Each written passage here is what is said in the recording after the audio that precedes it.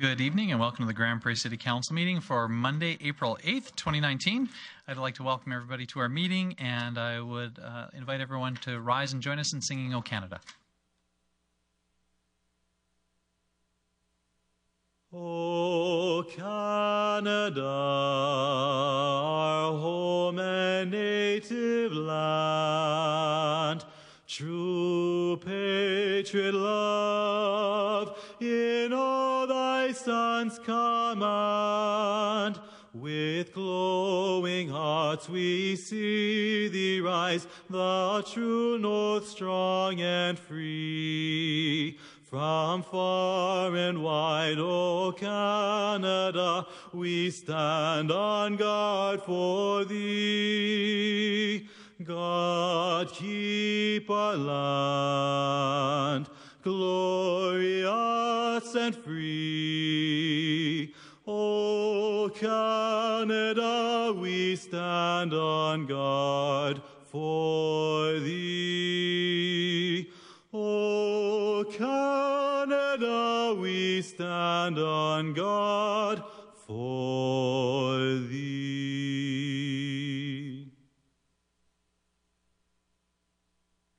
Thank you to the National Film Board for the images of our country and to an alumni of our very own Grand Prairie Boys Choir for the audio. We'll move into the adoption of our previous council meeting minutes. Councillor O'Toole. Thank you very much, Mayor Given. I move the council approve the minutes of the City Council meeting held Monday, March 25th, 2019, as presented. Okay, thanks very much, Councillor O'Toole. Are there any errors or omissions with that set of minutes? Not that I'm aware of. I don't see anybody ringing in with any, so we'll adopt those minutes. Please vote. Thank you. That motion carries, and then we'll move on to the adoption of the agenda. And Council, I'd like to ask you to add item 8.1, adoption or appointment to the Grand Prairie Storm Hockey Board. Councillor Thiessen. Thank you very much, Mayor Given. I would move that Council adopt the agenda as presented with the addition of item 8.1, the appointment of a council member to the Grand Prairie Storm Board. Awesome. Thanks very much, Councillor Thiessen. Any other discussion or debate on the agenda? Again, seeing nobody ringing in, then I'll call for the vote. Please vote. Thank you.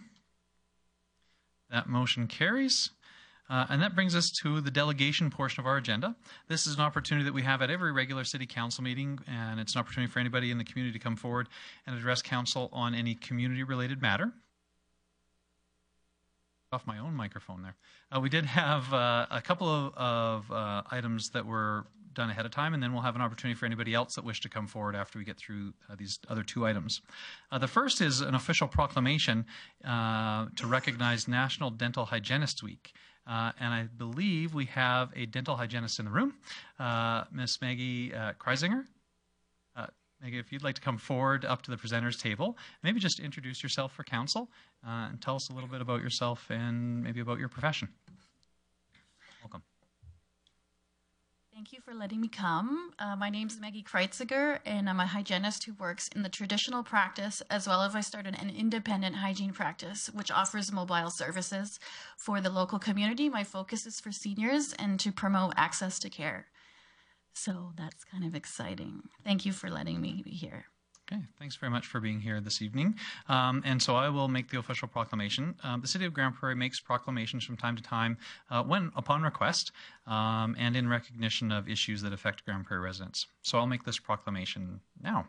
Whereas 59% of Canadian children and 96% of adults have experienced cavities and 21% of Canadian adults have experienced periodontal or gum issues, and whereas research shows a direct link between oral health and overall health and well-being, such as periodontal disease being linked to a number of serious illnesses, including lung disease, diabetes, and heart disease, and whereas oral health issues are easily preventable and treatable, and Canadians, especially children and seniors, can greatly be assisted through early detection and intervention, and whereas greater awareness of proper oral health practices and the need to regularly visit a dental professional is paramount to ensuring Canadians lead healthier and happier lives. Now, therefore, I, Bill Given, Mayor of the City of Grande Prairie, do hereby proclaim the week of April 16th to 12th, 2019 as National Dental Hygienist Week. Thanks very much for being here and joining us in this recognition. I will come around and I'll present this to you so that you have it and you can take and use it for your purpose and to recognize everyone in your profession. Thank you.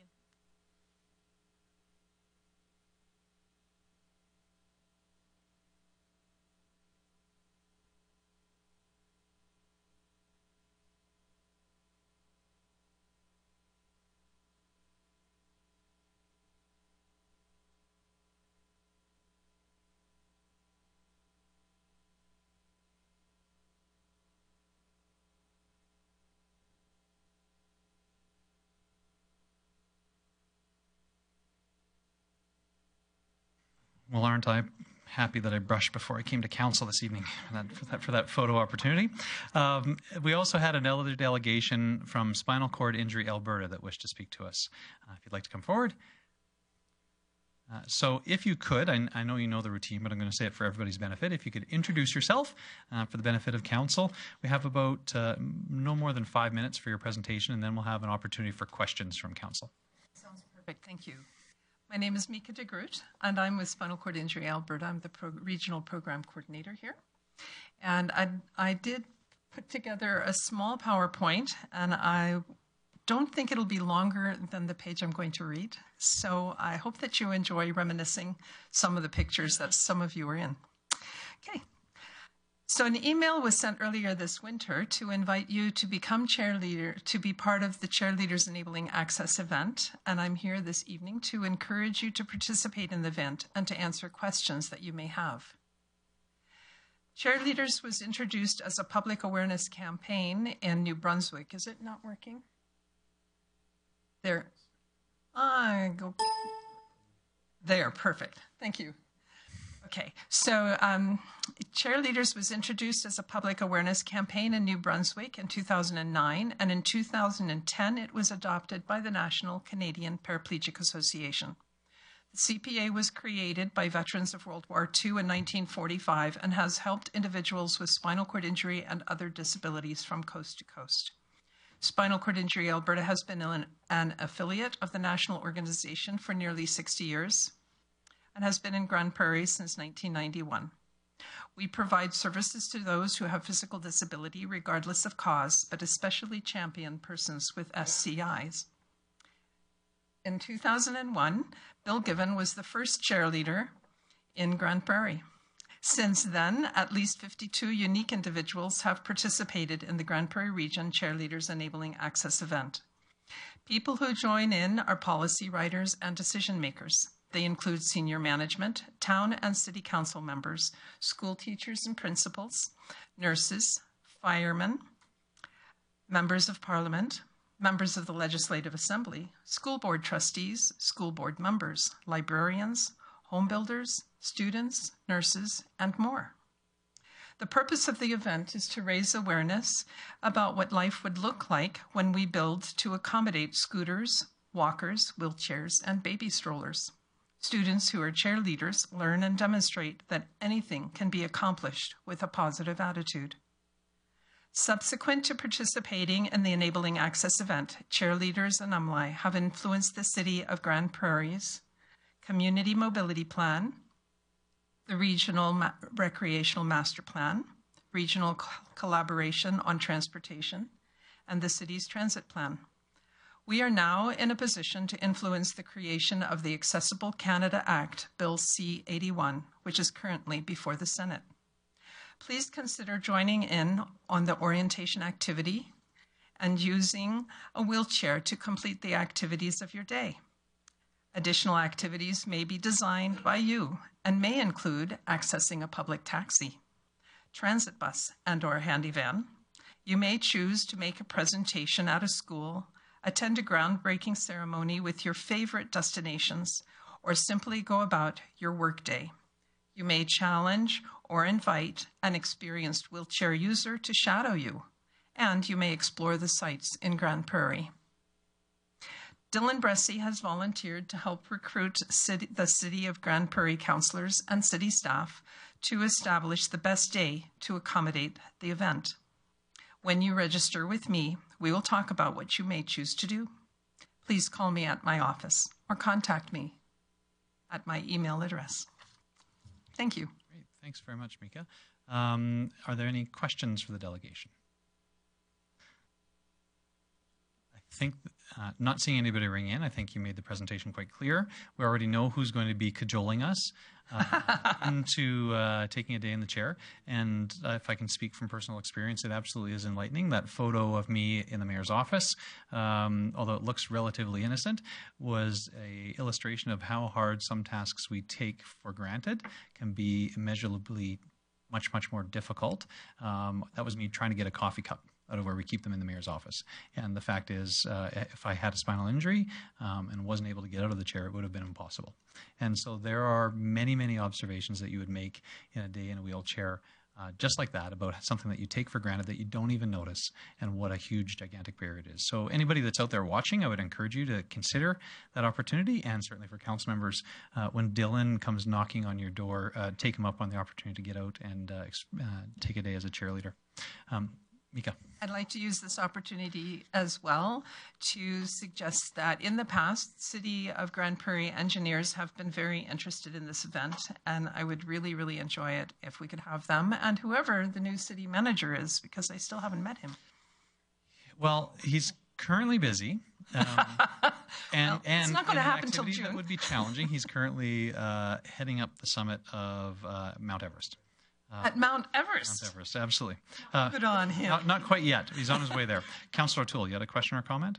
I was a person that's been on this event a number of times over the years. It's the simple things that I wanted to prove that how difficult it was. And if you noticed, I was doing something that I would really like to enjoy later on in life. And if I had to be put in a chair, it made shooting a shotgun at the gun range very difficult.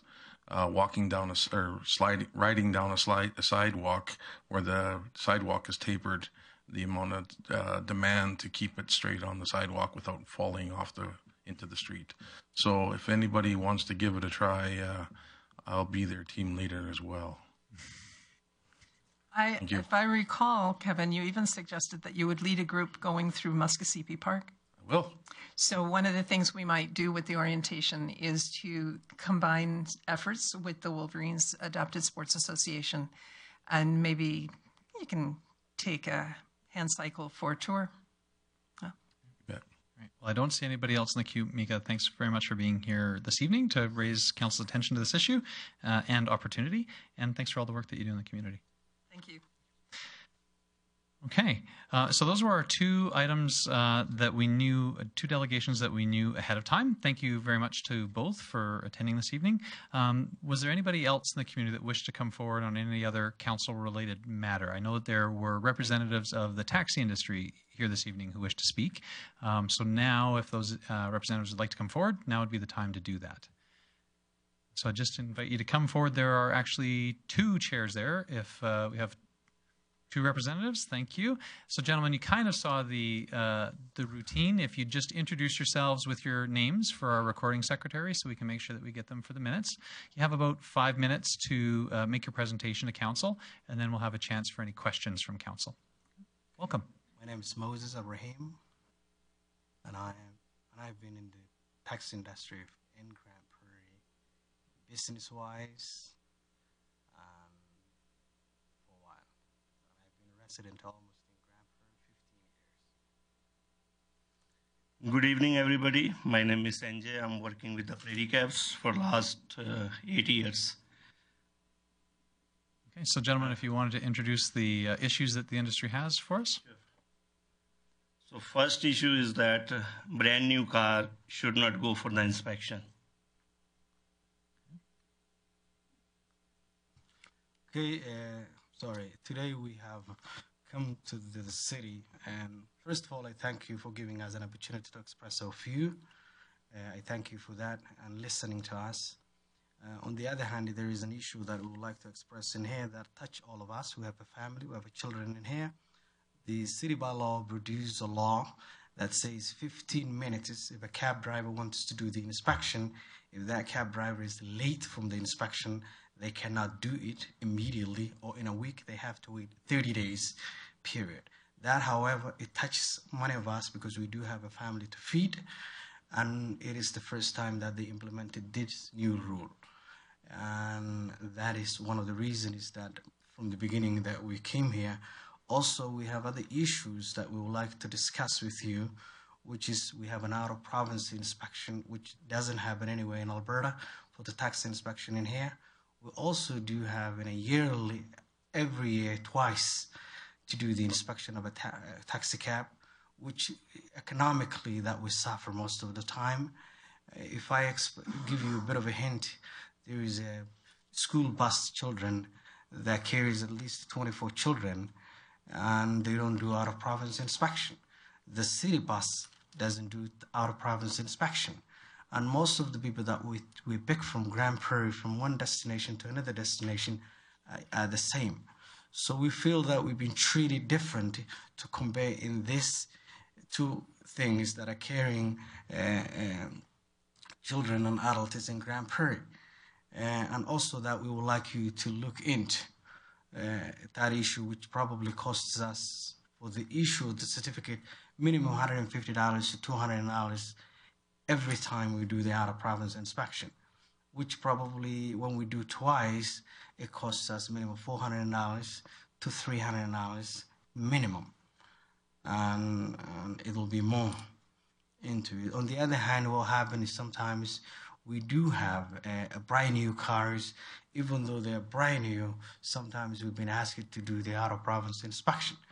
And they come from the factory. It's a brand new that indicated in here, but they don't believe the city bylaw, and they indicate that even though it is that, we have to do the inspection.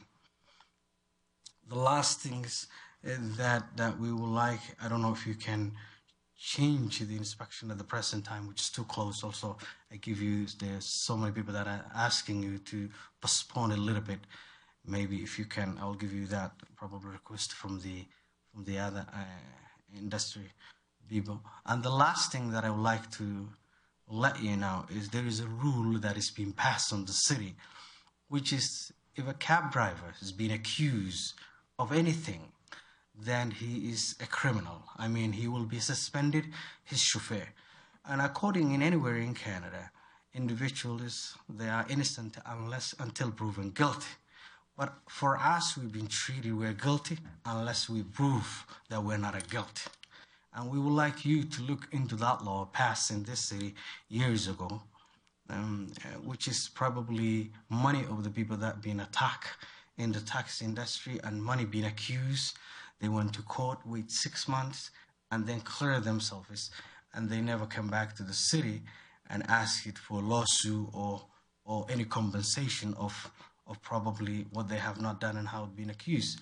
So for that reason also, I'm asking you to look into that law which existed in Grande Prairie for the tax industry.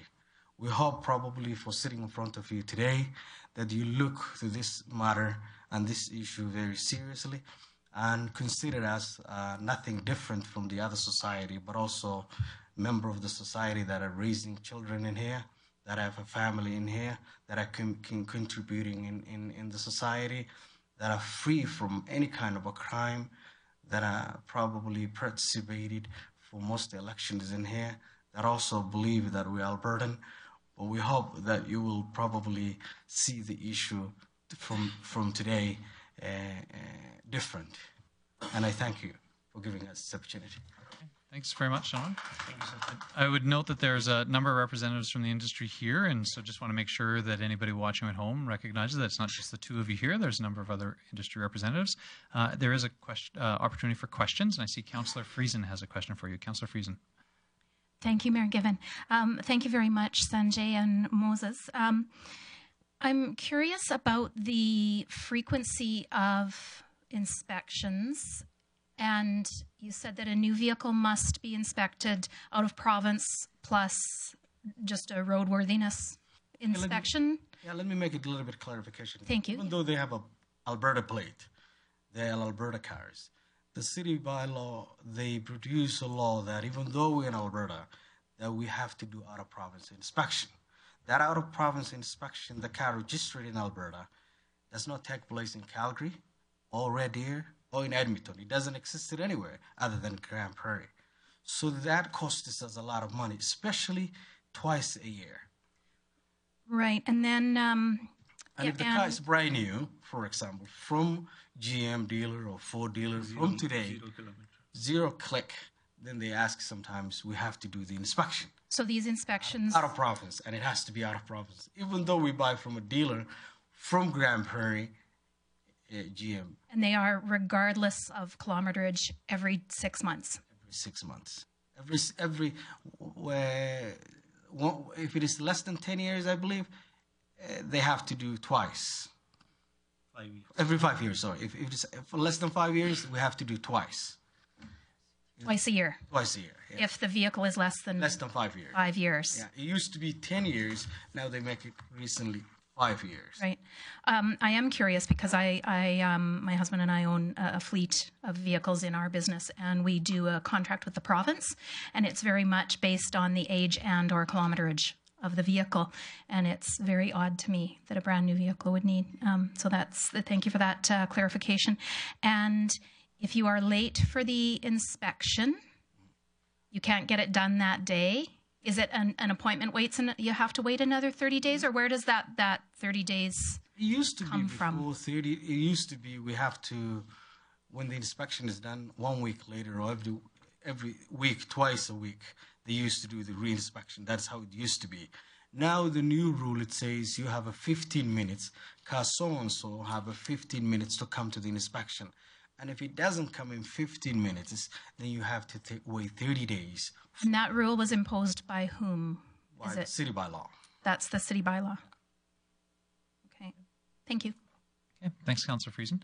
I don't see anybody else with any questions. Councillor Thiessen, you had a question? Okay, you're just in under the wire. Mr. Ibrahim, I see that you've been joined by somebody who wasn't at the table previously. I wonder if he could introduce himself, please. Jabir Salwi.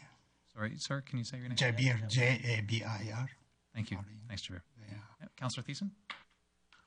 Thank you very much, Mayor Given, and thanks for coming in here today, gentlemen. Some of these aren't new issues, like the car inspections. We've had those discussions before, but I'm a bit curious because I never saw the last time we looked over this.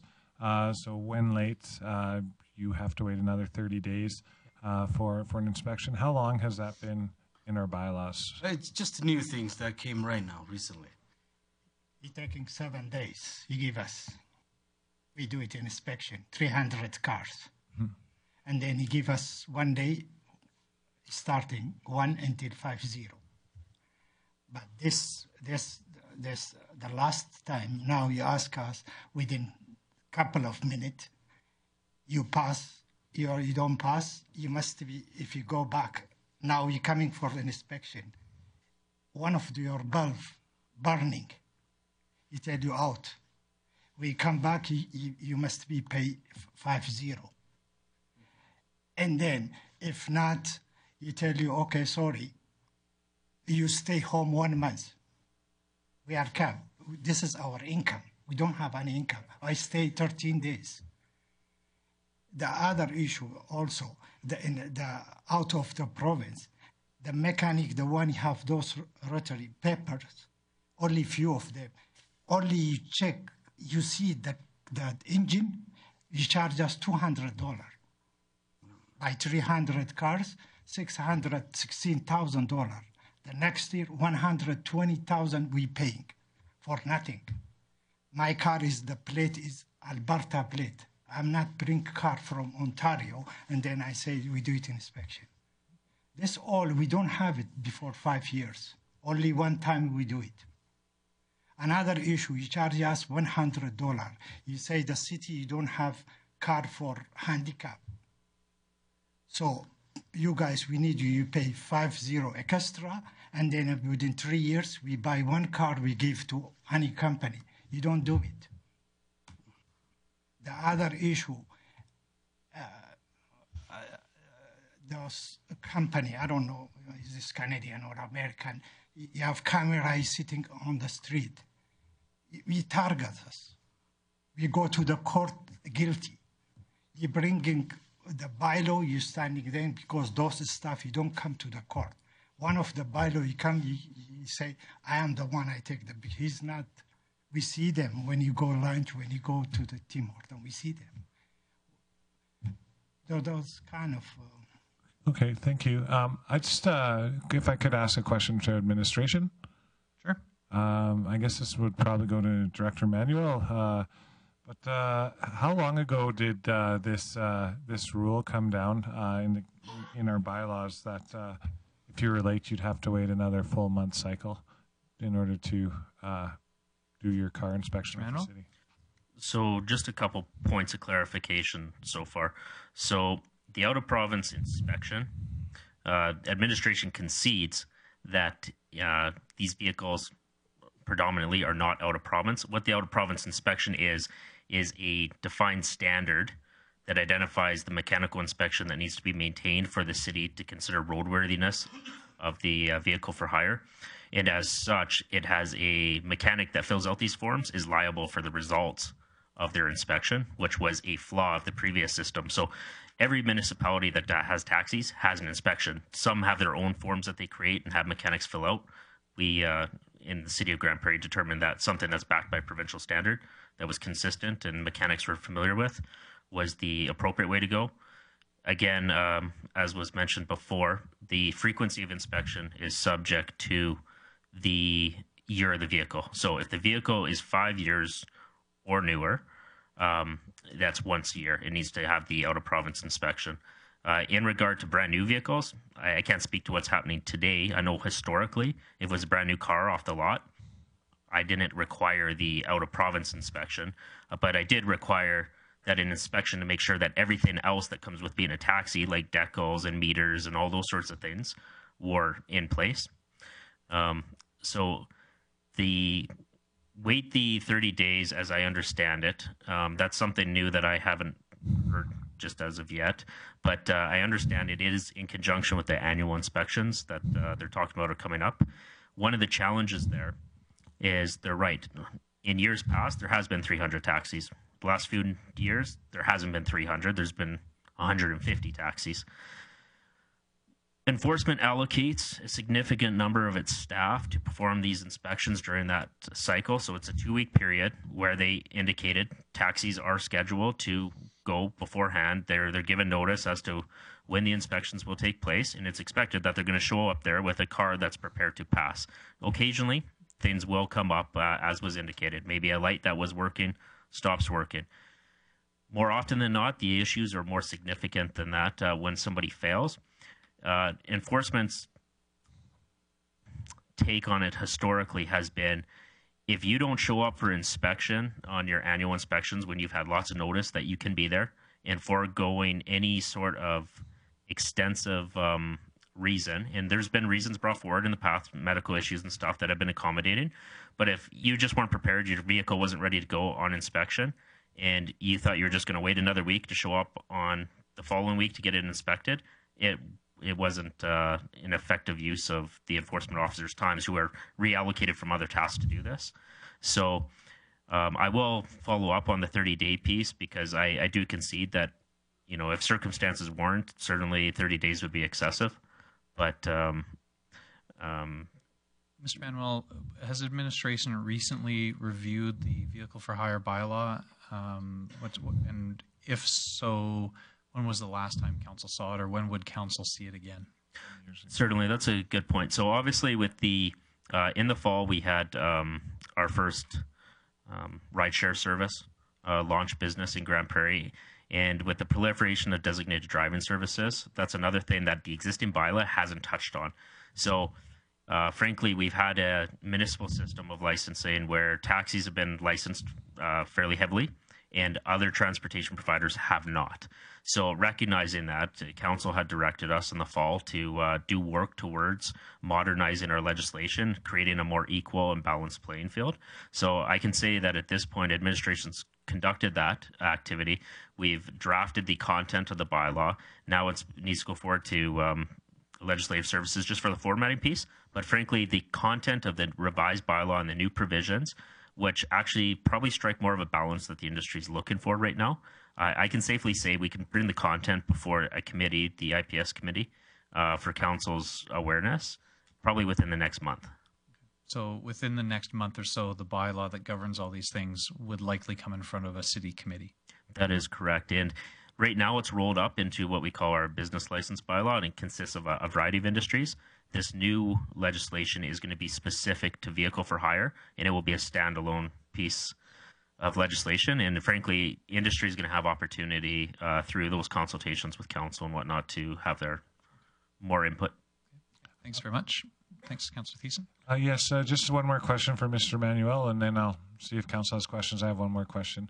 How much notice are we given? You said we gave plenty of notice to the cab drivers. Is it just an annual, like here's your 2 weeks, every year, April, second and third week we're doing these inspections, or is it like a 2-week notice, a 1 month notice? So it's been in October and April for as long as I can recall. The specific dates, I believe there was enforcement had a launch meeting with the brokers to discuss what the rotation was going to be, and that's probably where some of this information is coming from. I'm assuming I wasn't part of that, but I do know that it was communicated out. I think it was probably a couple of weeks ago. The gentleman here can correct me if I'm wrong. But I will take back that piece, though, about the 30-day reinspection. It's not in bylaw. That's something that would have been specified by the officers themselves. Thank you. Sure, and I'll just remind council that our delegation business is towards the end of the agenda, and that would be our opportunity to refer the matter to the appropriate standing committee. And that would also probably give administration the opportunity to bring forward that revised vehicle for hire bylaw or the taxi bylaw that they have already developed. And it would be council's first chance to see that. So the time that we would do that is towards the end of our agenda at the delegation, where we deal with delegation business. Were there any other questions for the delegation?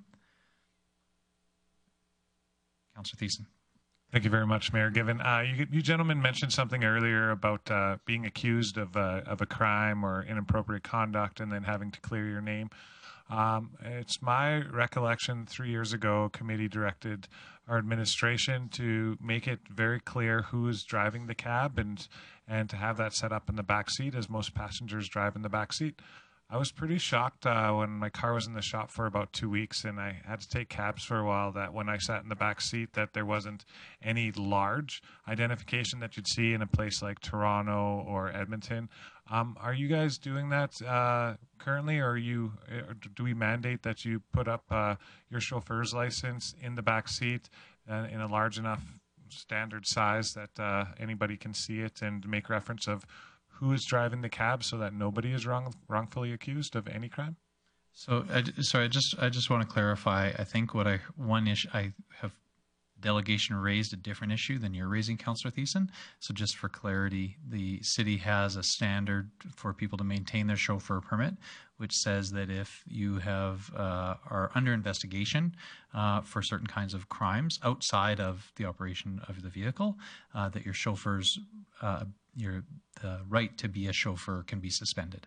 So that's somewhat separate from what are the requirements under the bylaw to post the driver's information.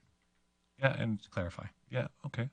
So I guess I can reword that. Are you mandated to post your chauffeur's license in the back seat so it's visible to the passenger of your vehicle? It's visible from the front, and anybody can see, and it's by law, if they caught us, there is a fine. Anybody who doesn't display their chauffeur permit. So some of them, it is hanging over there. It is very visible, and you have a right to ask each individual to show. But if I reiterate what I said previously, at that point was, if anything happened and is being accused of a cab driver, the accusation goes to him immediately, and the bylaw says his permit has to be suspended until the individual court clears him. It is not that they're not going to wait until I become innocent, even though the rule of the country anywhere, it is you are innocent until you're proven guilty. But we are automatically being treated as a guilt. And that is the bylaw in the city of Grande Prairie. And I understand that. There's a reason why I asked the question, Mayor Given, and to our delegations here, Mr. Moses and Mr. Jabir. The reason why I asked that is because in larger city centers, they actually make chauffeur permit in the front seat and in the back seat, so everybody can see who is driving the cab. Now, I believe in the rule of law and innocence until proven guilty, but I do know that in some taxi companies, there is a sharing of cab services that goes on. Now, the owner of the cab may not necessarily be driving the cab, but the identification that's visible in the front seat and the back seat is there so that if anybody does anything Sorry, Councillor Thies, I'm going to cut you off. We have delegation business at the end. This is an opportunity for questions of the delegation. It sounds a bit more like we're debating a point. If we want to raise issues, probably the right spot would be at committee, where we can get a full understanding of what the city requirements are. And if it's possible, I'm going to go under the assumption that everybody operating a cab in Grande Prairie is operating to the best of their ability to meet the city bylaw requirements. If we want something different in the bylaw, then that's something we discuss at committee. But I'm going to cut you off because it sounded more like we have positions and statements rather than questions for our delegation. Does anybody have any additional questions for delegation? I don't see any. And so, gentlemen, I'll thank you. So, as I said, at the end of our agenda, it's item, I'll just have a look and see, item number 11. And there's kind of a long agenda ahead. But the most likely thing that will happen this evening would be that we would refer this issue to the appropriate standing committee. As you heard Mr. Manuel say, administration already has a bylaw that they were planning on bringing to us anyways to review. Now council will be aware of these issues and some others and would be certain to ask about those questions.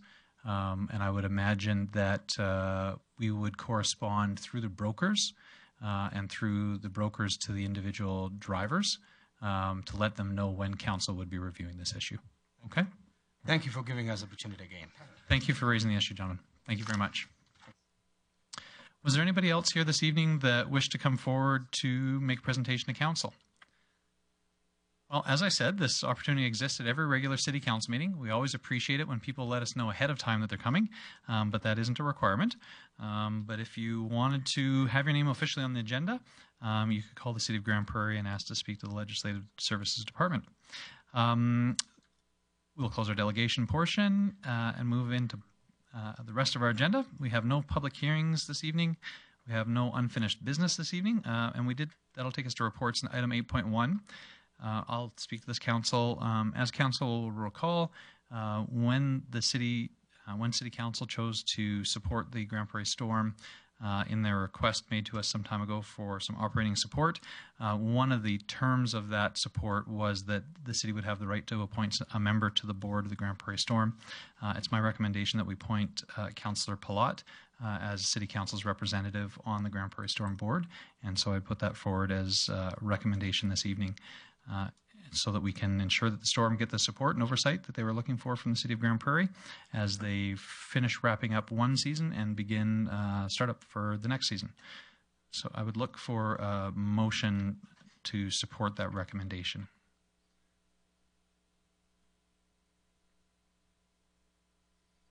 Can I have a thanks, Councillor O'Toole? I'll make a motion to put Mr. Wade Palat on the Storm Advisory Board. Thanks very much, Councillor O'Toole. Any discussion or debate on the motion? Seeing none, then I'll call for the vote. Please vote. Okay, that motion carries. Thanks very much, Council. Thanks, Councillor Plott, for letting your name stand. Certainly, I know Council and the community had lots of questions about finances of the storm organization, and we know that Councillor Plott loves finance, loves spreadsheets and financial statements, and so appreciate you'll be working on our behalf there. That'll take us to committee business and item 9.1. Councillor Thiessen, I hope you have a glass of water, because I know for a few of our items you've got a number of things to go through and you're doing some extra duty. Councillor Thiessen. Thank you, Mayor Given. I would move that Council approve the minutes of the Community Living Committee meeting held Tuesday, March 26, 2019, as presented. Thanks very much, Councillor Thiessen. Any discussion or debate on those minutes? Are there any errors or omissions we need to correct? Again, seeing none, then I'll call for the vote. Please vote. Thank you. That motion carries. Councillor Thiessen. All right, so we had two items of business coming out of the Community Living Committee meeting. The first being St. John Paul II Performing Arts Center storage. and I would move that council allocate $250,000 from the SCORES capital funding to the St. John Paul II Performing Arts Center storage project contingent on a minimum of $250,000 being secured from other sources. Just speaking to this came at the request of the Grande Prairie Catholic School District as they're looking to secure proper storage facilities with the right temperatures and other stuff like that for their Performing Arts Center. Originally, the ask was bigger, but it got whittled down through the meeting. Now, this $250,000 that we're talking about is money that has already been set aside from our SCORES agreement and represents roughly about a quarter of what was left in there. And the motion on the floor to be discussed, debated, or voted upon is, again, contingent on them being able to raise $250,000 from other sources, be that regional partners, private business, or otherwise. Okay, thanks very much, Councillor Thiessen. Open for discussion and debate. Councillor O'Toole. Yeah, thank you very much, Mayor Given, Councillor Thiessen. I will not be supporting this. I think it's a great project out there, but the economic times right now, I think the council has given a stance at one point in time that we wanted to restrict our spending. And I think when I was on council last term, there was not a lot of love at this point in time because of the same reasons. And we denied the funding at that time as well. So just bringing back some memories. It's a great project. I endorse it, but I don't think the city has the money at this point in time to fund it, and I will not be putting my vote to support it. So thank you. Okay, thanks, Councillor O'Toole. Councillor Palat. Thanks, Mayor Given. I just have a couple questions for administration, maybe just to get a little bit more understanding of the SCORES agreement. It's not one of my committees, just to try to learn a little bit more about it. So sorry to put somebody on the hot spot over there, but I'm just wondering if you can give me an idea of kind of what past projects we've funded with the SCORES agreement, just so I kind of have an understanding of what sort of fits the bucket of it. Sure, and as administration is getting prepared to answer that, I think it would just make important to make a distinction between the SCORES agreement, which is an operational agreement on how the city and the school districts prioritize use of facilities and reciprocal sharing of use of facilities, and this project, which is a capital project, which we are funding out of some monies that were targeted for SCORES partnerships. Okay. So it's not tied directly to the agreement. Okay. Well, it's already part of the educational process for me, I guess. So is that going to be Mr. Miller? Mayor Given. So it was actually before my time with the city, but in talking to Chris Manuel, he said it was part of the SCORES partnership agreement, and there was 2 community gyms that were funded, partially funded, I guess, Maud Clifford and Mother Teresa. Unless maybe Susan has more information as well. But our acting city manager gives a thumbs up. I would say that the answer is correct. The city funded the entire cost of adding a second gym and also the incremental cost of upsizing the gym that would have arrived at both those schools. And the operation of them came under the SCORES agreement. So it really was just a capital budget decision of council that chose to do that. There was not, there wasn't an agreement ahead of time that the city was going to fund this capital. Okay. And so through that agreement with the funding of those gyms, would there be funds that would come back into the SCORES program from rentals or anything, or is this? I don't think that's at play in this request. This is straight out capital support for the construction of this storage space at the theater. Okay. Councillor Bressie. Thank you, Mayor Given. I'm going to be voting against this project. That's hard for me because it's one that I want to support. It's one that at committee I supported it, partly because I wanted to have a bit more time to think about it and do some soul searching over the weekend, and partly because I thought this definitely is worth council having a fulsome debate on. And that's because this gym, it is providing a significant upgrade to our cultural landscape in the city.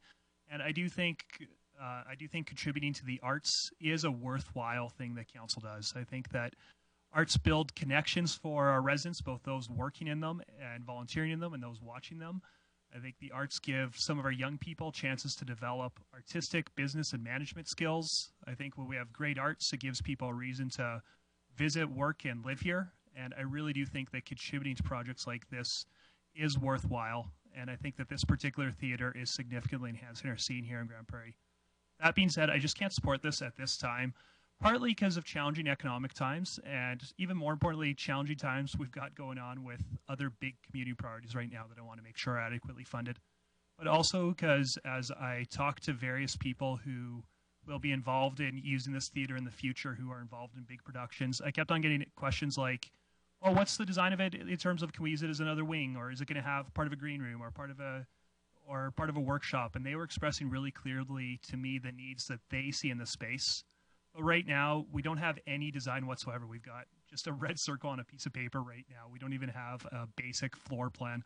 I don't need detailed designs to support this, but I at least need to know exactly what this offers to the community. And right now, I just don't know. And as I was talking to people in the theater world, they're saying that this probably is a real need to that theater, but at the same time, they've got very specific ways that their needs need to be met, and I need to know that that's going to happen before I can support this. So this is a no for me tonight. That being said, if we get some more design on this and we get some more information, it's not necessarily a no for me forever, but just with the information we've been given right now, I can't support it. Thanks, Councillor Bressie. I'll just enter sort of in the middle of the queue here to say that I would support the motion. The request was originally for $800,000. Certainly at that level, I wouldn't support it. I do support it on two bases. I think first, Councillor Bressie mentioned that there is a good sentiment out there in the community that there is a need for this kind of enhancement to that facility. And in terms of the level of confidence that it is, that the ultimate design would be appropriate. At the committee meeting, we did have Wayne Ailing, who's the executive director of the Grand Prairie Live Theatre, there to speak in favor of it. And so I certainly have to believe that if anybody's going to have a well-informed view of what's needed there, that Wayne would certainly be in a position to do that. The other reason that I support this is that it's an opportunity to leverage city funds into a larger project. The original request was basically the city paying for more than half the cost, I think 60% of the cost of the overall project. That's not the case here. The city's saying we will provide some seed funding, and we're not going to give that to you unless you actually actively go out and do the work to secure additional funds. And so I see this as the city's funding being that little bit of a lever to pry additional funding into the project from other sources. And so I see a value in that. And I think that that's a role that the city can play to be that sort of that spark or catalyst to getting something larger done than we might be able to complete on our own. And so those are the two reasons why I support it. I see Councillor Thiessen in the queue. Thank you, Mayor Given. I'm not sure if there's any other councillors, but I was just prepared to close if there's no other discussion. No, there is Councillor Platt in the queue. Councillor Platt. Thanks, Mayor Given. I also won't be supporting the motion, and I've given it a lot of thought as well. I think for me, I guess what keeps coming back and hitting me is that, they had presented twice without drawings, and I have a hard time getting my head around something without drawings. So just for me, it's more of a diligence thing. I think if you're going to ask for that much money for us to even leverage the funding, which I do agree with, that would be an opportunity for them. I would expect the professionalism of some drawings or some kind of a schematic, at least so we could see what we're going to fund. And I think they're going to need that for other funding sources anyways. I mean, if we say yes, that doesn't mean the other funding partners are going to say yes without a drawing as well. So I think part of me is I think they need to do their diligence a little bit, and I hope they do their diligence and come back.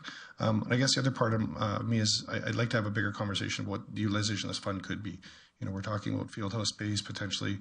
Are we redoing something over at the comp site at some point? So I just want to make sure that I'm not saying arts over sports, but I'd like to make sure that we're best utilizing the funds. And at this point, I don't know if I could say that. So I won't be supporting the motion. Okay. Thanks, Councillor Platt. Councillor Minhas.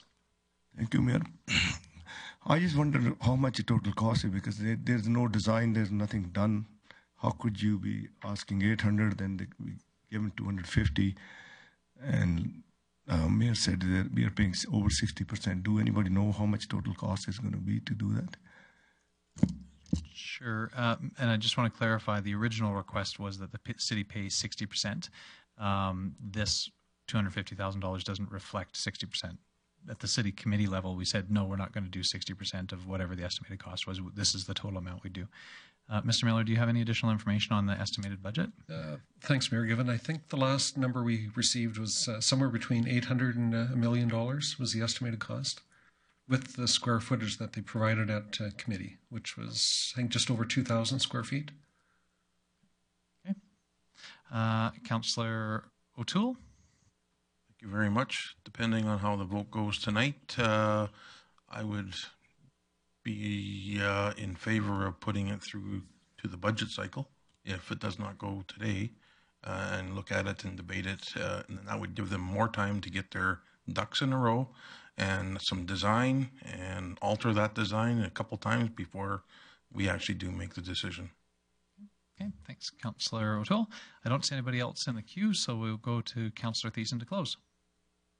Thank you very much, Mayor Given. I would strongly urge Council to support this motion. As the Mayor already detailed, this was from a pre-existing fund, so we're not actually spending any extra money. We spend lots of money on sports facilities throughout our community, utilizing the SCORES agreement. Originally, this money was meant to go to a dance studio that the Council at one time decided not to spend it on. I believe that was for St. Catherine's School. But this is a small ask, and it's not even a cash ask. It's a paper ask, essentially. It's us writing a letter and saying we support the project up to $250,000 if you can get your ducks in a row and get your other funding partners. That will do a great service to the Grande Prairie Catholic School Board and the Grande Prairie Catholic School District in being able to say, okay, we got $250,000, let's start running. It's just paper. It's not being spent, and it's only being carried over in the budget from years past and gone by. This is also a community theater, so having the ability and the availability of a storage space will allow the Grande Prairie Live Theater, who's acting as a partner in the project, to be able to book bigger shows and more appropriate shows for a larger theater that wouldn't be able to be held at either the GPLT or the Douglas J. Cardinal Theater. It's a state-of-the-art facility without a state-of-the-art storage space to hold props, sets, backdrops, and all sorts of other stuff. I don't think they're buying tools or sound equipment with this. They're just building a space, and part of the costs that they detailed at the committee meeting were in keeping it in alignment with the original engineering drawings and the outside facade to keep that straight up. I offered other solutions, maybe a portable, and that wouldn't work. Again, we're not spending $250,000 with this vote. We're just saying we'll give you $250,000 if you get all those ducks in a row and start running with it. So for some of us, it may be a no for now, but this really isn't a yes, we're spending money right now either. So we're actually giving them an opportunity to do something, to empower their space, to do more stuff for our community, and it's the right thing to do. So I urge everyone on council to support this. Thank you. Thanks very much for that close, Councillor Thiessen. We'll move on to the vote. Please vote. Thank you. That motion does not carry. And that'll take us to item 9.1.2, transit service for Stampede. Councillor Thiessen. Great. Thank you very much, Mayor Given. I would move that Council direct administration to provide complimentary transit service for the 2019 Grande Prairie Stampede event from May 31st to June 2nd, 2019. Speaking to this motion, this would be the second year in a row that we'd be offering this service to Grande Prairie residents to make available the opportunities to enjoy the Grande Prairie Stampede at a relatively low cost of free, I believe, or was it $5? No, it was free for the Stampede. So this is a complimentary shuttle service. It's a low cost for the city of Grande Prairie. It doesn't even really scratch our books as far as it goes, but it's definitely doing a great service for everyone who wants to take in a great event. Thanks, Councillor Thiessen. Open for discussion and debate. Don't see anybody in the queue, so then I will call for the vote. Please vote. Thank you. That motion carries. Councillor Thiessen, anything you want to highlight from that set of minutes? Yeah, I would love to. There's a couple things. One, we're going to touch a little bit later on here, so I guess I'll just briefly mention that when it comes about. Just an update from our Director of Service area in the Sports Development Wellness Center. Administration attended the 2019 Sports Events Congress Conference and have returned with some good ideas to implement, which is always good. It means that our money is well spent to bring cool things to our city. And also that 3 applications have been received for the large-scale tourism grant, and a report is expected to be in front of committee and later council at the end of April. We had a letter of correspondence from Alberta Culture and Tourism that we're going to touch on here. The motion at committee was for us to refer this matter to the Grande Prairie Sport Connection for their opinion. They have given it at the end of this package, so we'll discuss that later. Thanks. Yeah, thanks very much, Councillor Thiessen. So I think that'll take us to item 9.2, Councillor O'Toole. Thank you very much, Mayor Given. I move that Council approve the minutes of the Corporate Services Committee meeting held Tuesday, March 26, 2019, as presented. Thanks very much, Councillor O'Toole. Any discussion or debate on that set of minutes? Are there any errors or omissions that we need to correct before we adopt them? Seeing none, then I'll call for the vote. Please vote.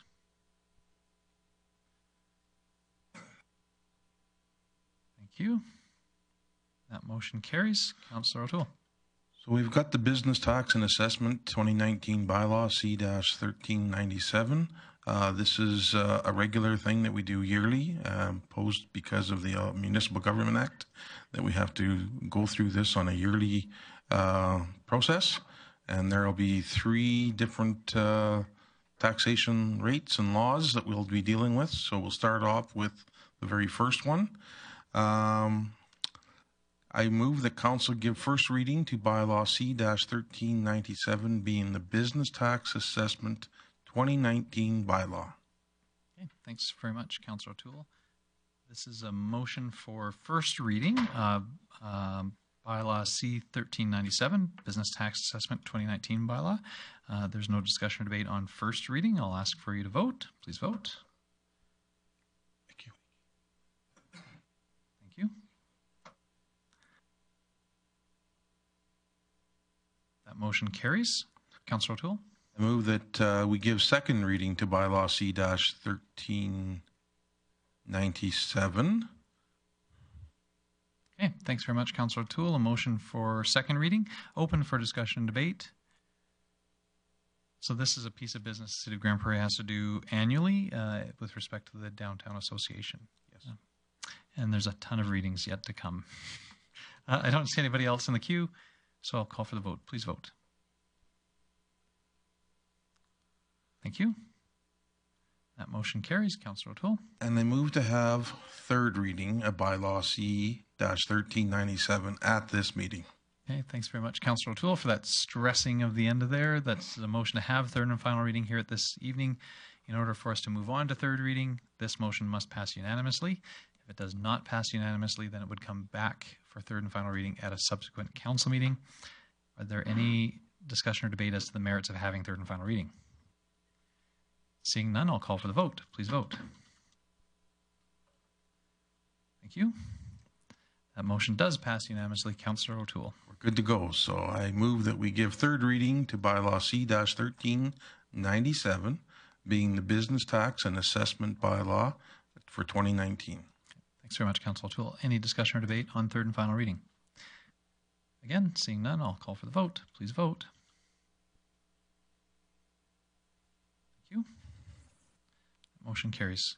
Councillor O'Toole. Okay, 9.2.2, Downtown Business Improvement Tax, bylaw C-1398. I move the council give first reading to bylaw C-1398, being the Downtown Business Improvement Area Tax 2019 bylaw. Thanks very much, Councillor O'Toole. That's a motion for first reading. No discussion or debate. Please vote. Thank you. That motion carries. Councillor O'Toole. I move that we give second reading to bylaw C-1398. Okay, thanks very much, Councillor O'Toole. Any discussion or debate on second reading? Seeing none, then I'll call for the vote. Please vote. Thank you. Motion carries. Councillor O'Toole. And I move that we have third reading of bylaw C-1398 at this meeting. Okay, thanks very much, Councillor O'Toole. That's a motion, as you heard, to have third and final reading. I won't do the whole spiel again. You know what it means if it doesn't pass unanimously. Please vote. Thank you. That motion carries unanimously. Councillor O'Toole. And I move to give third reading of bylaw C-1398, being the Downtown Business Improvement Area Tax bylaw for 2019. Thanks very much, Councillor O'Toole. Any discussion or debate on third and final reading? Again, seeing none, please vote.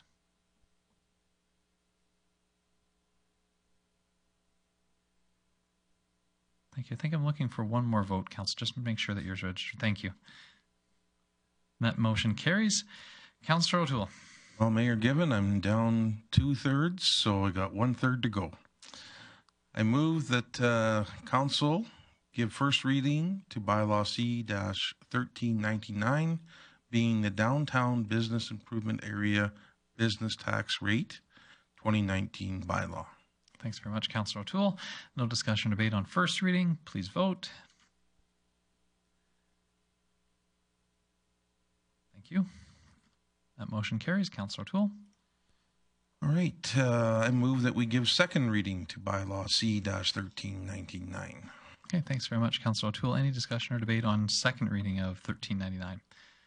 If there was anybody that managed to sit through all of those readings of those last two bylaws, I will just say that this isn't a City of Grande Prairie rule that we have to do all these readings of all these bylaws. This is a provincial rule.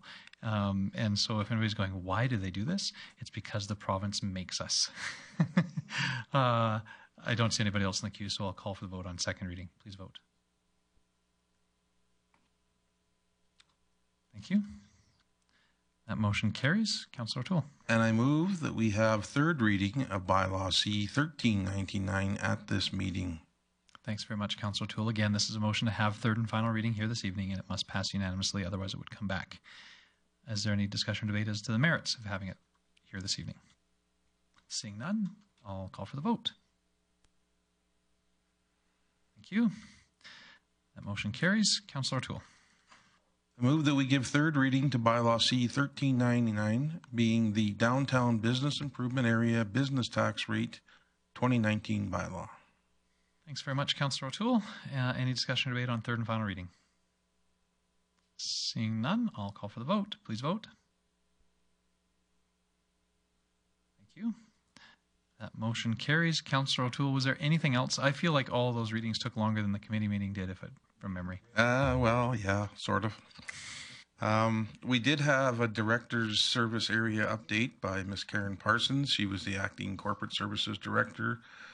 She presented to committee with a detailed update of current projects and activities within the service area. She did mention the assessment and taxation. Assessors are dealing with inquiries, and there are 2 weeks left of the assessment inquiry period. Corporate facilities management and annual CanTech card user access audit is now complete. And the finance administration is conducting priority-based budgeting data review with department heads, and the standard model is currently being developed to measure cost, savings, and continuous improvement projects. Under the human resources, QP and IAFF negotiations are underway, and administration is developing some learning sessions for new policies. The onboarding of resource for managers is almost complete. Procurement, administration is managing the volume of competitive bid requests. There are currently 25 on the market. And the ITS department administration is finalizing printing service requests for the proposal for release later this week. Process reviews are underway with finance and the Day Bar Community Center for a recreation management system replacement project. And that's a wrap. Thank you very much. Thanks very much, Councillor O'Toole. We'll move on to Infrastructure and Protective Services Committee meeting, and I think Councillor Thiessen, you are our stand-in committee member who chaired. Take it away. Well, thank you for that. I'm blushing over here. I would move that Council approve the minutes of the Infrastructure and Protective Services Committee meeting held April 2nd, 2019. Thanks very much, Councillor Thiessen. Are there any errors or omissions that we need to amend before we adopt those minutes? Seeing none, then I will call for the vote. Please vote. Thank you. And that motion carries. Councillor Thiessen, anything to highlight from that set of minutes? Oh, there's a few things to highlight. No motions coming out of that one, but we did have a report presented to us from crime prevention on the Parkside Inn proposed physical improvements. So in and around the Parkside Inn, crime prevention team went around with Canadian Mental Health Association in a means to improve the safety and the appearance of the Parkside Inn as it stands. And to that degree, recommendations were made to add more cameras, a larger fence, better lighting within the site and outside of the site, and to beautify the area with planters that were donated from the Downtown Association. And as far as the cost for that was taken in-house, a pre-existing budget at a cost of less than $15,000 to implement some of them now, and some of them will be implemented as we move into the summer. Other things from our director's area, administration is working on various amendments to the municipal development plan that relate to the school site planning strategy. Also, they've been conducting foot patrols daily throughout the downtown core, College Park, and hillside areas, and their focus is on tracking the street-engaged population and engaging public and businesses, largely as to sort of a spin-off of what's been happening with the Rotary House and otherwise. And finally, the pathway rehab tender and the outfall and storm line repair RFPs have both been closed, so we'll get to work on those right quick. Thank you. Thanks, Councillor Thiessen. That'll take us into correspondence and 10.1, the Grande Prairie Regional Recreation Committee. Council, you'll see some correspondence from the Regional Recreation Committee as well as from Grande Prairie Sport Connection. And Councillor Bressi, I think you're going to speak to this. Great. Thank you, Mayor Given. So recently the Grande Prairie Regional Recreation Committee met, and I'll give you a full lowdown of the meeting in a bit during reports, but I'll talk about one part in particular, and that is we have been asked to bid on the 2022 Arctic Winter Games. And the action our council took with that is we asked the Grande Prairie Sport Connector bid committee to take a look at that bid and make a recommendation to us. And their bid committee's come back to it, and they've said that our region definitely would be capable of hosting these games well. I don't know if I'd quite say the one as far as recommending we host them, but they definitely said that we could host these games to a standard of excellence if we so desired. This was discussed at the Regional Recreation Committee, and the motion that you guys see in the letter before you, I want to apologize for it. I chaired the meeting, but I was not shown these minutes before this motion came to us, and I would not have approved the minutes if I'd seen this motion in it. What happened was we had a motion made that was asking the city to do something. When this motion, as it's worded right now, was read by the recording secretary, the meeting stopped, go, whoa, you can't, this committee can't direct the city to do anything. And we crafted the motion, my recollection anyways, is we crafted the motion to be request that city council direct city administration to do something. And those words I think are really important, just didn't quite make it in. So I want to be really clear that the recreation committee understands it can't direct our administration to do anything, and I apologize for this motion you guys saw. That being said, if we do want to submit a bid for the 2022 Arctic Winter Games, Alberta Winter Games, there's two steps that need to happen. First of all, to start the process and say we're interested in it, we need to submit a letter of intent, and that needs to happen within the next week and a half. And then a few months from now, we have to actually submit a bid if we want to move forward. As the Recreation Committee talked about this, there was no clear consensus there. The table really didn't know whether or not we should bid on these Alberta Winter Games. What we did agree with is that this was worth a conversation with all of our councils. So the Recreation Committee has two requests for us, and I'll make motions to these in a minute. But one was that the city, on the behalf of the Regional Recreation Committee, submit a letter of intent that obligates us to absolutely nothing. It just puts our foot in the door and gives us the opportunity as a region to submit a bid in the future. So that's something they've asked us to do, so that whether we want to submit a bid or not, at least others can submit a bid. And then they're also asking us to have a conversation of if we would support a bid. So asking us to put our foot in the door, and then they're asking us if we want to walk through that door with them. So I'm going to make two separate motions because I think there's two separate issues on the table. And one motion, the first motion I'm going to make is I would move that we direct administration to submit a letter of intent for the 2022 Alberta Winter Games. And again, if we pass this motion, it obligates us to absolutely nothing. This is very little work on the behalf of staff. It just holds that door open for us. Okay, so we'll deal with them separately. Thanks very much, Councillor Bressi. Any discussion or debate on the first motion as proposed by Councillor Bressi that the City of Grande Prairie submit a letter of intent to host the 2022 Alberta Winter Games? Councillor Thiessen. Thank you, Mayor Given. I was just a question in the Grande Prairie Regional Sport Connection in regards to the Alberta Winter Games. It says net surplus income from 2018 Alberta Summer Games. There's a squiggly line and $124,000. Is that squiggly line a minus, or is it just like a typo? Actually means plus or minus. It means approximately. All right. Okay. Give or take. Any other discussion or debate? Seeing none, then I'll call for the vote on submitting a letter of intent. Please vote. Thank you. That motion carries.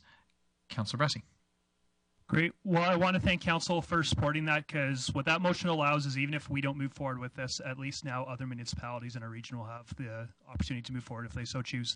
The next question is a quite different one, and that is if we want to even consider putting a bid on these.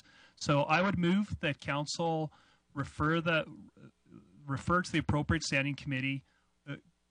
Actually, yeah. I think if I want to talk about this in committee, or if I want to talk about this here. I would move that council refer to the appropriate standing committee discussion about whether or not we want to submit a bid on the 2022 Arctic or Alberta Winter Games. And the intent of this motion is maybe there's no appetite at council whatsoever to move forward with a bid, and that's fine. Then we can defeat this motion. And I think that I don't see why it would come before us again. But if we do pass this motion, I don't think that I've got quite enough information right now to say, yeah, I want to go forward with a bid. And the big question in my mind is, are there other municipalities that want to go forward with a bid? Because it's very different if we say we want to submit a bid and then every other municipality says no. That's very different than if every other municipality says yes. So I don't think right now it would be appropriate to say we're in on a bid. It might be appropriate to say we're out no matter what. And so that's why I'm saying refer this to the appropriate standing committee, and then the standing committee can send it back to council in the future if it so desires. I see a few others in the queue. We'll go to Councillor Friesen. Thank you. I will support this motion. I think that it's worth some discussion, and the appropriate place to do that is at the standing committee. So I'll support the motion. Thanks. Okay, thanks, Councillor Friesen. Councillor Platt. Thanks, Mayor Gibbon. I'd also support the motion. I guess I just have a question for timelines. So if it came back to committee, we had a conversation, it came to council, would we be able to make a decision soon enough that it wouldn't affect the other potential people that would want to put in a bid? So if we say no, is it going to be too last minute for the other people in the region to make a decision on it? And so I'm not sure if you can answer that, or if administration can answer that, because it makes I want more conversation, but I guess I'm worried about if the conversation puts us to a point where if we say no, the conversation is dead around the region. I don't know if I like that one as much. But so I don't know if you know timelines, or if anybody would know timelines on how that would work, but I'd be kind of curious about that. Well, I could take a stab at that. Sure. The awkward thing about this is a bid is due before the next regional recreation committee meeting. So that's the mechanism we've got to decide if we want to go forward with a bid. The unfortunate thing is just the way the timelines work. We only had one opportunity to talk as that committee between when this letter was there and when it was gone. So so that being said, I think it's one of those things. We don't have a formal mechanism with other cities to decide how we're going to do this. We definitely could, if we wanted to go ahead, direct that at the committee level to reach out to other municipalities. But I would suggest that this is a conversation we want to have sooner rather than later. And I guess maybe I should specify this in the motion, but I would hope that this happen if we do vote to discuss this more, that we do that at the next community living committee, so we go fast, because I don't know if a staff report's needed on it. But I didn't put that in the motion, so we'll see what happens. Thanks, Councillor Ressi. The other thing that I would note in the attachment, it says that bid submissions, so the actual whole submission needs to be forwarded to Alberta Sport Connection by June 3rd of this year. So it is relatively short timeline, but not completely unmanageable. The one question that I had, Councillor Ressi, in the motion that came from the Joint Rec Committee was asking city administration to basically understand the intent or the level of interest from other municipalities in the area. And so is that happening anyways? Is that why you didn't include that in your motion? Or I guess in the past we've done that. We have sent letters to other municipalities in the region to see if they are interested in a joint bid. And if they were, then we would move forward. So that would also be an important, and I think you identified that as important information to discuss at committee. But I didn't hear, I don't know how that's being actioned to gather that info. Yeah, so a motion made at the Regional Recreation Committee was that every council be sent a letter asking if they want to do the bid. So the Regional Recreation Committee has already asked every other council to have this conversation that we're having right now. And then I think the mechanism to hear back from that is the Regional Recreation Committee, in terms of elected representatives, doesn't meet till after this bid is due.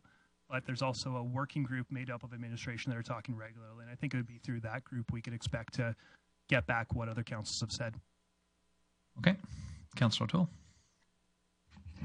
Thank you very much, Mayor Gibbon. You kind of took my question away, but I am concerned that maybe administration might have some information that would help out at the committee level. And obviously, this is being looked at now, so that's good. And I will support it. So thank you very much. Okay, thanks very much. I don't see anybody else in the queue. And so just as a refresher, the intent was to refer this issue to the next community living committee for discussion without the need for a staff report at this stage, so that the committee could have some discussion about it and to gain a little bit of extra insight. Clear? Everybody? Okay. I will call for the vote. Please vote. Thank you. That motion carries and is referred to the next Community Living Committee. And I think that that handles all of the items on our agenda. It would take us to, are we to delegation business here? Yes, to delegation business. Now, I think obviously our, we had 2 delegations, I think, that we need motions on. Councillor Bressie? Thank you. Well, I'm going to speak about the Spinal Cord Injury Alberta delegation first, and my motion from at the council level, I think, is I'm just going to move we receive it for information. I don't think we need to take any more formal work. That being said, I'd ask administration to, I've put this bug in the ear a couple places, but I hope that administration will take a look at some of their key people that might be interested in this and help Spinal Cord Injury Alberta pick a date that works good for city staff. And I also hope that my council mates will keep this in mind, and especially those of you that have never been crammed into a wheelchair for a day. I hope you'll let myself or Mika know if you've got any vacation plans in June, because I am twisting your arms, or maybe I'll break a leg to put you in a wheelchair. But I would really love to see great participation from council and participation from those of our staff that deal with facilities or roads or like that. So I really hope that this is something we'll all take seriously and we'll make an effort to participate and learn from. But right now, I'm just going to move we receive it for information. Okay. Thanks very much, Councillor Bressie.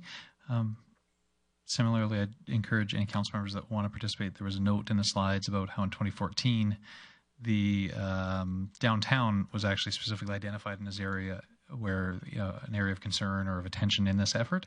Would encourage council members to consider whether they want to view our downtown and maybe compare and contrast the sections of downtown that have been completed with the sections of downtown that haven't been completed and compare the accessibility on each of them. Certainly in 2014, that was a part of the discussion. I don't see anybody else in the queue, so we'll call for the vote on Councillor Bressie's motion to receive for information. Please vote. Thank you. That motion carries. And our second delegation was with respect to the taxi industry. Councillor Thiessen. Thank you, Mayor Given. I'd move that we refer the matter to the appropriate standing committee. Okay, thanks very much, Councillor Thiessen. So a motion to refer the matter of the issues raised for the taxi industry to the appropriate standing committee, which would I imagine would be the Infrastructure and Protective Services. Open for discussion and debate. Councillor Bressie. Great. Just a question. I don't know if it's for Councillor Thiessen or Mayor Given, but would the effect of this motion be that it just gets discussed at a standing committee, or that a staff report get generated to set up that discussion at a standing committee? Yeah, I can. I would fully expect that a staff report got presented at the next IPS committee, largely because there were several concerns that were brought up and a new policy change as far as how we operate and do our business, as well. As I was lecturing earlier on and positioning, I'd like to have a little bit of a discussion about how we display our chauffeur licenses as well and how that's recognized in the bylaw. So when there's an intent to have a staff report, and especially with Mr. Manuel mentioning that the bylaw was almost complete, I wonder if we can maybe be a bit less specific around date so that administration has time to collect all the relevant information, put it in a staff report, and then have it come.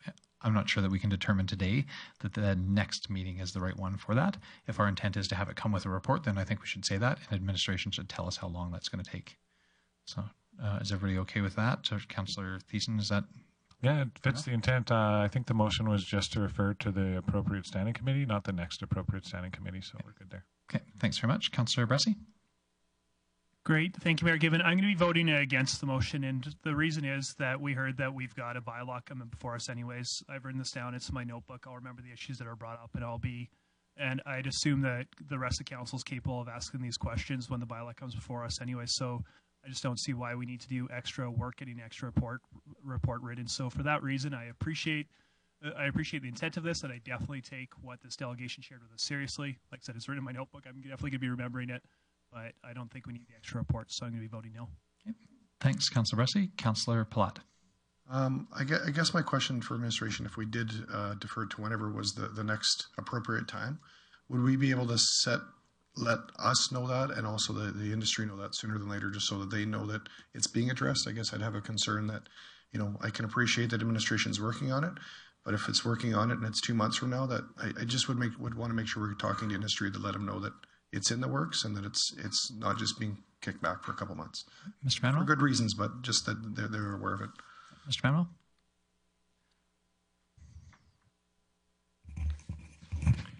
Got to work, Mike. So the bylaw actually does address the specific concerns raised by Councillor Thiessen. So I am more than comfortable saying that everything requested will and can be presented within the time frame previously indicated there. Okay. Thanks, Mr. Manuel. I'll go to Councillor Thiessen to close. I'll just say that I think administration, to Councillor Bressie's concern, I don't see this as an additional report in addition to any report that they would bring forward on the vehicle for hire bylaw. I think that these are items that we would like to see maybe reflected so that our attention can be turned to them when administration presents that new vehicle for hire bylaw. But I certainly wouldn't see it as a secondary report. I think both of them coming was how I was seeing it. Councillor Thiessen to close. Sure. I don't know if I was going to close, but I guess just same thing as you, Mayor Given. I didn't anticipate that they would drop 2 reports. I thought everything could be reflected inside 1 report with the attachment of the new bylaw for review as well. So this is just a bit of an appreciation for the time that our industry took to come out here and speak of their concerns, as well as I imagine that our administration wouldn't double down on their work. So I would imagine just 1 report. Thanks, Councillor Thiessen. I don't see anybody else in the queue, so I'll call for the vote. Please vote. Thank you. That motion carries. That handles all of our delegation business, and we had no notices of motion this evening, so we'll go to Councilmember Reports, and we'll start with Grande Prairie Regional Recreation Committee. Councillor Bressie, you promised us more. You'll just have to get your microphone, though. So I think the 2 other conversations of note there was we did have a discussion about a funding formula there where there's been a funding formula proposed for the operating costs of regional recreation assets. And at the committee meeting we got to take the first stab from our working group at what the actual numbers look like in terms of which municipalities pay what for it. And I won't go into too many details right now, but the big thrust of that discussion was there was no agreement at the committee on what to do next with this, and do we actually accept these numbers or not. So we took no further action with the funding formula other than saying that we'll discuss it again at the next regional recreation meeting. The positive thing that did happen, well, maybe the positive thing we'll see that happened was there's also discussion about pickleball.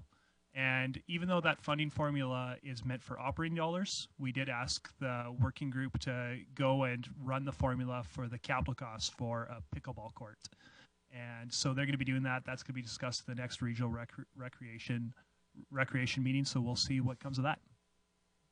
Okay, thanks very much, Councillor Bressie. And then I think we had Tri-Municipal Industrial Partnership. Councillor Palat. Thanks, Mayor Given. We had a meeting a couple weeks ago. During the meeting, there were some highlights of there's been meetings and some consultations starting in the Western Cree Tribal Council and other tribal councils as well to start that process. We did do a review of the draft area structure plan, so that'll hopefully be getting released here soon. We also discussed the roadmap of all the steps and processes that have to happen between now and what was potentially spring of 2022 to be shovel ready for industry. So this will come back to us at some point because there will be a funding request. At some point we will have to look at hiring staff and taking this to the next level. And our CARES grants to this point won't cover everything, so we'll see if there'll be more opportunities with CARES grants, but at this point it wouldn't. And I have to say a conversation that was not a fun one, but I have to say I was very proud of Mayor Given to bring up the nautical piece. It's one of those relationships where we're starting with 3 partners, And with any relationship, I think if you can't have open dialogue and there's not common trust and respect of what the process is going to look like, and I feel like it was really good that we talked about the nautical piece now. It may never happen, but this is something that I think very confidently that the city played a big hand in getting, and I would love to see us have some sort of say and some sort of revenue sharing on that. So again, it was really, I think it was great that we, I was joking that we pulled a Band-Aid, but I think if we're in a partnership moving forward, we have to be able to have those conversations. We have to build that trust. And so I'm hoping that's step one of maybe not a fun conversation, but working towards a better relationship in the region and establishing a trust moving forward. So that was my tri-muni. I also had the downtown. I don't know if you want me to do that one as well now. So downtown had a board meeting. Chelsea O'Neill was appointed the chair for this year. So this will be her second year as chair. We also discussed that we're going to streamline. Currently we have 4 kind of standing committees. We're going to streamline that down to 2. Just out of respect to some of the chairs' times, some of the committees' times, and there was just a lot of overlaps, so that we were finding a lot of the conversations was just repeating itself. So I think this streamlining it down will be a better utilization of people's time as well as Wendy's time. We also reduced it to Wendy being we no longer have a part-time staff, I guess, for the Downtown Association. Wendy is committed to being full-time. Again, there was a lot of redundancy she felt now that she's been in the position, which used to be more of a part-time role. She's kind of taking it as a full-time role. So I think that's a real positive step for the downtown as well. And it'll be coming to committee, I believe, tomorrow, actually, that we're going to be discussing and hoping for the city to look at some funding for an upgrade or an enhancement to the downtown sign that currently says, welcome to Grande Prairie in the middle of Grande Prairie. So we have 2 signs that we've talked about as exterior signs that we want to look on. The downtown is looking at a rebranding, calling it City Center instead of downtown. And so this will be part of their process to do that. So I look forward to that, and I'm going to encourage that we look at that at the same time as we look at our entrance features. I think it'll be a good thing for the downtown to have its own branding. Okay, thanks very much, Councillor Platt. And we'll move on to Councilmember Roundtable, and we'll start with Councillor Minhas. Thank you, Mayor Will Given. I had a few functions this last 2 weeks. We went to an extra dinner meeting that was short, but it was good. And then we went to the chamber mixture at the co-work station. That's the new system, millennium, I would say, to do how to work in the small places and not to lease for long term. And that was chamber mixture there, and there are lots of people show up there. It was interesting to talking to the people there. And then we went to we went to that appreciation for the doctors annual to get together, meet and greet. And then also went to the Minhas Spring, getting together and getting ready for the summer. So that was quite a few people show up there, and that was a pretty good one. The best one went to the Storm dinner, and those 3 speaker talk show was the greatest, and I really appreciate to the board. They're running the Storm now. I think they're doing the lots of positivities and lots thing. A lot of people like it, and they said they'll come every year if they keep doing this and bring in the real good player and talk to face-to-face. And I enjoyed it myself too, and also talking to a lot of people, and they appreciate it, and hopefully they make some money out of it. And then I went to police conference in Medicine Hat. I'm going to make a long story short. It was very good learning for me, and I learned quite a few things out of it. And it was good to meet the people. We meet Bob, and we meet some other people around there, and talking to how it's the difference between our city and Medicine Hat and the southern part of Alberta. And then that's about it. Thank you. Thanks very much, Councillor Minhas. Councillor O'Toole. Thank you very much, Mayor Given. Started off on the 26th, attending the Aquitaire shareholders meeting. It was a good mixture of camaraderie, I guess, and some discussion of some issues that some of us have been wondering about, and the game plan, and also the search for the new CEO. Also on the 27th, we had a board members meet and greet with the new CEO of the Philip J. Curry Dinosaur Museum, Lyndon Roberts. She comes from us, to us from many places on this earth. She was involved with the Alberta Museum in Edmonton, the museum in Winnipeg, and she's worked with the there's countless. I'll get you a list of the places that she's worked, because we hired her when she was in England working for a museum over there. And her job was almost completed, and she thought that she wanted to retire in Northern Alberta, and it worked out in our favor because she loves the place and she'll be moving here very soon. Once again, I attended, I'll talk about Decoy Armory board meeting. I got a call on the 26th, said, we want you on our board. I says, well, okay. And on the 28th, I had a board meeting with the Decoy Armory board. And they've got a lot of things on the project list and looking for some community support to make those accomplishments happen. Thank you very much. Okay, thanks, Councillor Toole. Councillor Bessie. Great, thank you. Well, my first highlight was I got to go to the Canadian Housing Renewal Alliance conference along with Councillors Palat, Friesen, and Clayton, and it was a very illuminating conference in terms of hearing what different municipalities and more excitingly, what different private enterprises and charities and social credit agencies are doing across the country to get housing built. And I was expecting to learn about different operational, different governance models, tips for what to look for when you're building buildings or making programs. What really surprised me, though, was how interesting the financing of it was, and I didn't realize how many different opportunities there are to fund new affordable units. And I've got a few ideas and a few things to bring back that I've had some discussions about. I'm looking forward to sitting down with Ms. Walker to talk about some of the schemes that I might have and talk to some of our organizations in town. I didn't realize some of the opportunities to fund these things that aren't just taxpayer or charitable dollars going into them. So I'm excited to see what opportunities there might be for our community. I also really appreciated getting a tour of Our Place, which is it's kind of like our St. Lawrence Center, so it's a daytime shelter, but it's connected to a supervised consumption site. And I intentionally got an Airbnb very close to it. I intentionally went to a lot of the businesses and cafes that were near it, and I looked really hard to find needles somewhere near it. Couldn't find a single needle anywhere near it, although I found a few elsewhere in the downtown core.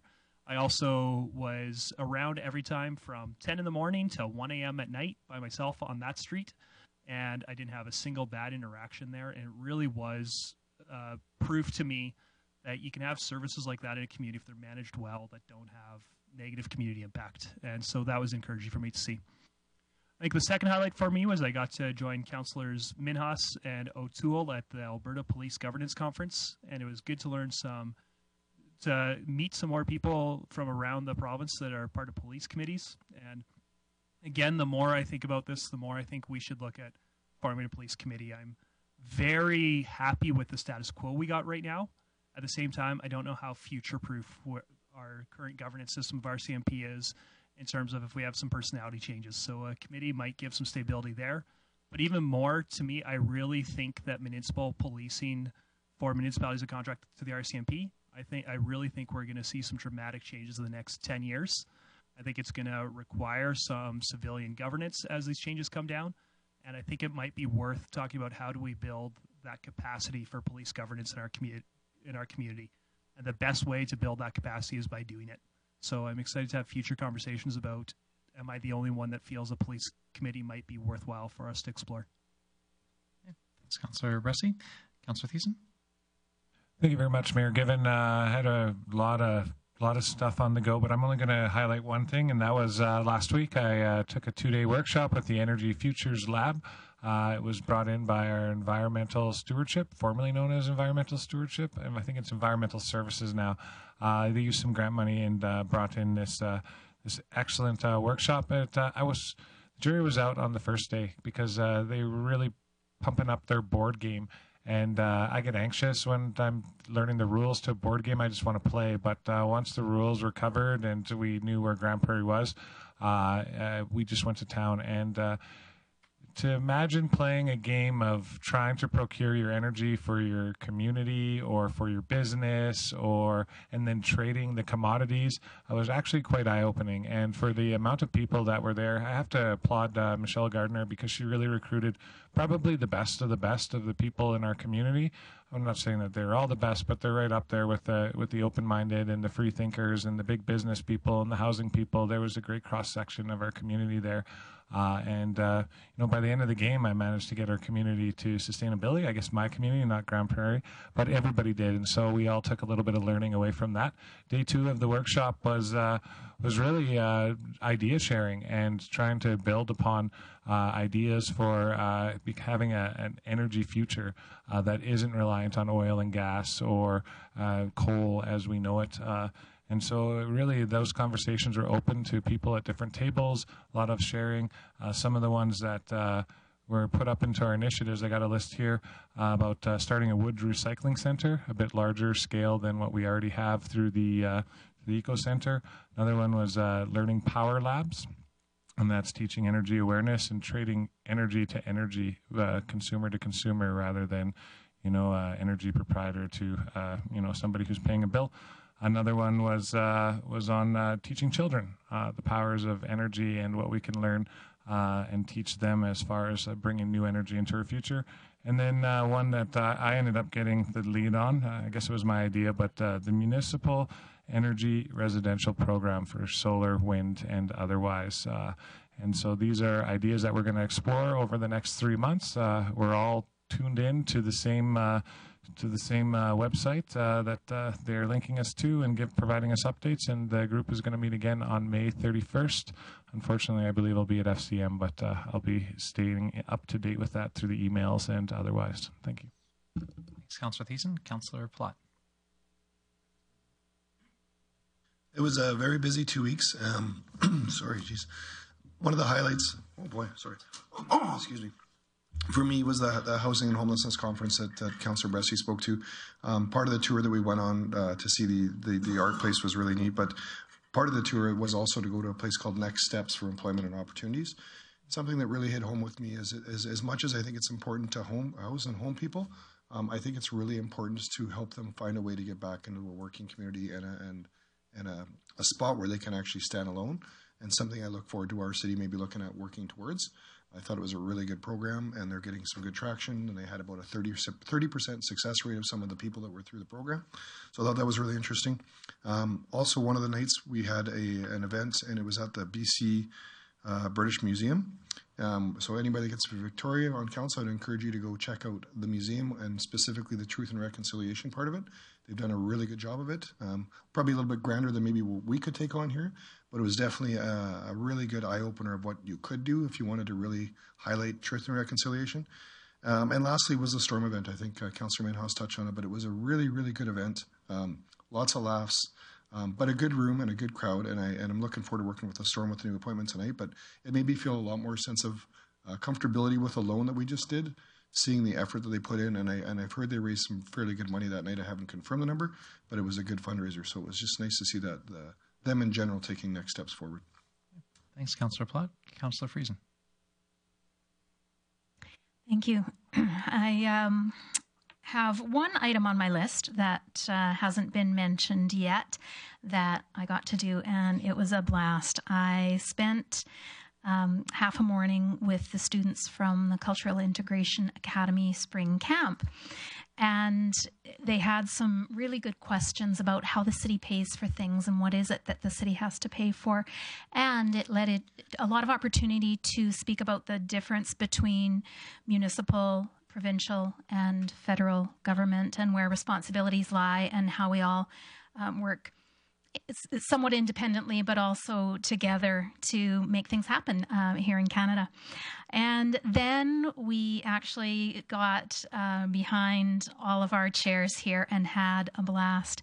One of their leaders was the presenter to the city council, and we actually had exactly the right number plus one. So 2 kids played mayor, and we had all of our council seats full. And the ask from the resident of Grande Prairie was for to raise goats in her yard. So the students asked some very good questions with a little bit of encouragement and leading, I'm not going to lie. But and they were answered really well by the resident who was interested in having goats. And at the end, the resident was the request was approved. So although not exactly following our council and administration process, that was an interesting day for me, and I really appreciate the opportunity not only to work with school-age children but New Canadian kids. That was really very exciting, and I'm delighted that we have that available for these kids in Grande Prairie. Thank you. Thanks very much, Councillor Friesen. I'll just provide an update on one item. Could have just as easily been under the AUMA report. After our last council meeting, I was in Edmonton for a couple of days at the AUMA Municipal Leaders Caucus. This is an event that AUMA has in the spring each year to act as sort of an offset to the fall full convention. So it's like a mini convention. There is an opportunity for municipalities to bring forward requests for decisions. So basically kind of like a resolution. But really the focus this time was all provincial election all the time. There was a presentation from AUMA's strategy team that we've assembled on AUMA's to the members on AUMA's engagement in the provincial election and our strategies. We also had a panel, a political panel focused on municipal issues, and we had Mr. David Kahn, the leader of the Alberta Liberal Party, was there for that. Then we had Mr. Rick McIver from the UCP. Mr. Shea Anderson represented the NDP, and former Mayor Mr. Glenn Anderson represented the Alberta Party. The following day, it was my pleasure to introduce the leaders. What was billed as the leaders panel. AUMA had invited all four leaders of the major parties to attend. Unfortunately, former Mayor Mr. Stephen Mandel, the leader of the Alberta Party, was the only one that was able to attend. Mr. Rick McIver again stood in for the UCP, and the Liberals didn't have a representative that time around. And the Transportation Minister, Minister Brian Mason, was there on behalf of the NDP party. Throughout the entire event, AUMA worked to ensure that its members were doing everything they could back in their home constituencies to raise AUMA's three priorities, which are sustainable, predictable infrastructure funding and a replacement for the MSI program. As everyone around this table knows, if we don't have that kind of funding, it really impacts our ability to do simple things like fill the potholes. And as you know, in Grande Prairie's context, there's about $10 million a year at risk, which is roughly equivalent to our entire road rehab and overlay program that ceases to exist in our budget in 2022. So obviously very important to us, as it is to other municipalities all across the province. A smaller one that is really more of a principle-based, reasonable share of cannabis revenue. The provincial and federal governments have a completely new source of revenue in the excise tax and taxes around cannabis sales. And AUMA has taken a position on behalf of member municipalities that revenue needs to be shared with municipalities. And then finally, obviously very important for Grande Prairie as well, was a review, continuing the review of the Police Act and a more equitable police funding arrangement. And so that's something that we've spoken about a number of times here. I just wanted to relate to council that the priorities that AUMA is taking into this provincial election are very much in alignment with City of Grande Prairie priorities, and would encourage everyone in the community to take up these issues, not because they're municipal issues, because I actually really don't think anybody cares about municipal issues. I think people out on the doorsteps probably aren't saying, hey, what are you going to do for municipalities? I think people probably would care if they understood that we would have $10 million less to fill potholes, and people would care if we said our taxes are going to have to regularly increase to ensure that we have enough police officers. And so I think those are community issues, but those are the kinds of things that AUMA is working to try to ensure are top of mind for anybody running for provincial office. And with that, we'll close. Thank you very much.